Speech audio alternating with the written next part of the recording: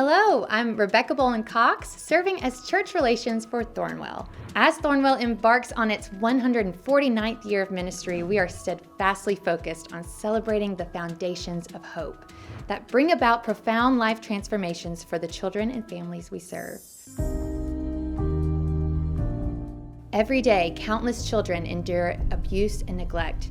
Families struggle with the weight of unresolved trauma, and communities suffer from a lack of knowledge, resources, and support needed to uplift their families. Our mission at Thornwell is to change these narratives. I'm truly excited to offer you a glimpse into how Thornwell is advancing our mission, starting with the work in Georgia through our Building Families program. In the past year, our Building Families program in Georgia has achieved remarkable milestones. In 2023, we served a total of 22 families, representing 51 individuals through our in-home intervention initiative. Our dedicated team conducted 305 in-home sessions, facilitated 108 telehealth sessions, and provided 88 supportive phone calls, ensuring that families received the comprehensive assistance they required. Moreover, throughout 2023, our Georgia team actively engaged in 76 outreach contacts with potential community partners, spreading awareness of the mission and vision of building families and forging meaningful partnerships. We have an incredible story of resilience, hope, and love to share with you. Let us introduce you to Ty and Bryant, two remarkable young men whose lives were transformed through your generous support of Thornwell's programs and services. Hey, my name is Ty Simmons, and I lived at Thornwell from 2011 to 2022. I come from a home of 8 kids and 1 parent. I was kind of like the head of the house. I got my siblings up for school. I had to get everybody up myself. After school, tried to help with homework best I could. I wasn't really doing too good in school either. The school found out they weren't really eating, and they sent us home with like baggies. My relationship with my mom today isn't very well. We usually don't speak. I tried to rebuild that connection, but it just wasn't gonna happen. The person I consider my mom is the lady who worked at Thornwell. Her name is Jace Horton. I could talk to her about anything. Like, she's actually my favorite person on the entire planet. Her family has done a lot for me. They care about me a lot. I do holidays with them. She got 2 little boys. They're like my little brothers. I spend a lot of time with them.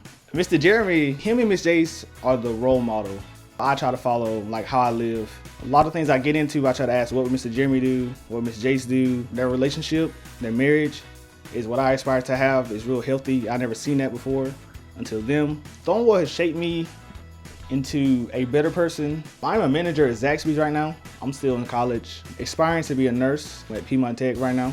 For me personally, if I can help people and nurse them back to health, it'll make me feel good about myself, and I just love helping people. Thornwell gave me people that I love that are in my everyday life, and I'm thankful for that, because if I was taken to some other facility, I would have none of these connections, and I know they're very different from what we got here. Thornwell is the biggest blessing that has happened to me in my life, taught me how to be a young man at the time, which growed me into the man I am today. Hi, I'm Bryant Simpson. I was at Thornwell from 2013 to 2022. Thornwell, it teaches you how to navigate in a world where you are an adult. I think that's the best skill you can have, is being able to listen and see the good in whatever FT is trying to teach you, because I mean, that stuff will get you real far. Just navigating through life, I just think it really helped me. And just having that discipline. I mean, things as little as deep cleaning, like all this stuff adds up in life. And so I'm really appreciative of Thornwell, like 100%. I work on power lines, I'm a lineman. It's fun, it's cool, it's not for everybody. So I'm not gonna even hype it up like it's the best thing ever. I love it, but it's not for everybody. It's a lot of times you hear stuff that you don't want to in the workforce, in my job, and any other job, and you just gotta keep that level head, like, you know, let it slide off your back, like be like a duck, let it roll off your back like water. The better I am at work, the more I show that I understand a certain skill or a certain task that I have to do as whatever my job title is at work, then I move up to the next one, and the next one, and ultimately that comes with more money. And I think it was the same thing at Thornwell. Like, that really helped, and I just think it was, man, Thornwell was really a good place. I'm really appreciative of that, and it really helped me in the workplace, for sure. Jeremy Jace Horton, I love him to death. I wouldn't trade them for the world. I wish I was born into that family, but blood couldn't make us closer. So those are, if anybody asks me, that's my mom, that's my dad. Funny thing is, we butted heads a lot in Thornwell. I remember telling Miss Jeremy all the time, like, man, when I turn 18, like, it's me and you. What it was is, he was molding me into a man, and I didn't see it at the time. And sometimes to mold somebody, especially like me, you gotta break them down, you know, because you breaking the bad habits, you breaking these things that will not benefit me at that next level as a human being, as a person. And it wasn't until I left and I'm like, man, like, I love that dude. It was tough love, but I love that dude. But I always, regardless of the situation, I always listen to him. Like, every single time, I always listen to him. I might not have showed him I listened to him, but I did. Even now, like, I'll have a problem or something. I'm like, hey, Miss Jeremy, how do I solve this? Like, he's always gonna tell me, you know, how to go about things, and he did. But Miss Jace, I go to her for different things, cause she like nurturing, you know. I go to her like, oh, how do I treat women, or, you know, like, how can I be romantic type stuff, you know. But Mrs. Jeremy's not smooth. So I have yet to see a healthy marriage besides their marriage. They know how to communicate with each other, even when you feel some type of way. I think that one of the biggest things I learned from them in a relationship is you can't, you know, lead off of emotion, and love is a choice. So every day you have to choose to love somebody, and, you know, just because you feel strongly about something, don't let that be your first foot forward in dealing with the situation. You know, still communicate, still have a level head, managing money too. Everything costs money.